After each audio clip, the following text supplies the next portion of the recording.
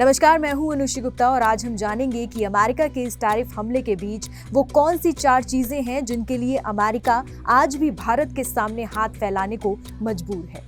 सबसे पहले समझिए कि ये संकट कितना बड़ा है। अमेरिका ने 50% का जो टैरिफ लगाया है उसने भारत के पारंपरिक एक्सपोर्ट सेक्टर्स की कमर तोड़ दी है। सूरत और तिरुपुर जैसे कपड़ा उद्योग के गढ़ों में प्रोडक्शन रुक गया है। डर है कि भारत का 55 अरब डॉलर तक का अमेरिकी एक्सपोर्ट खतरे में पड़ सकता है और हमारी जीडीपी ग्रोथ भी धीमी हो सकती है। देखने में ये एक तरफा हमला लगता है, लेकिन कहानी का असली खेल अब शुरू होता है। इस टैरिफ की आग में भी 4 ऐसे भारतीय सेक्टर हैं जिन्हें अमेरिका छू भी नहीं पाया है। क्यों? क्योंकि ये अमेरिका की जरूरत नहीं बल्कि मजबूरी है।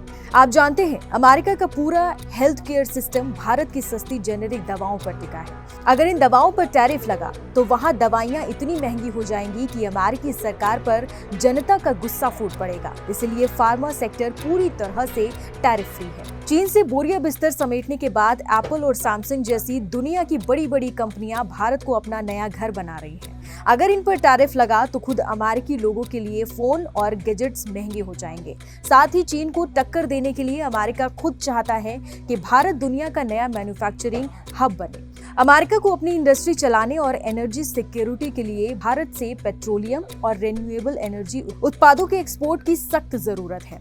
इस पर टैरिफ लगाने का मतलब अपने ही पैरों पर कुल्हाड़ी मारना होगा। अमेरिका जानता है कि भारत सिर्फ एक ट्रेड पार्टनर नहीं बल्कि एशिया में चीन के बढ़ते दबदबे को रोकने वाला सबसे बड़ा रणनीतिक दोस्त है। अमेरिका भारत को पूरी तरह नाराज करने का जोखिम नहीं उठा सकता।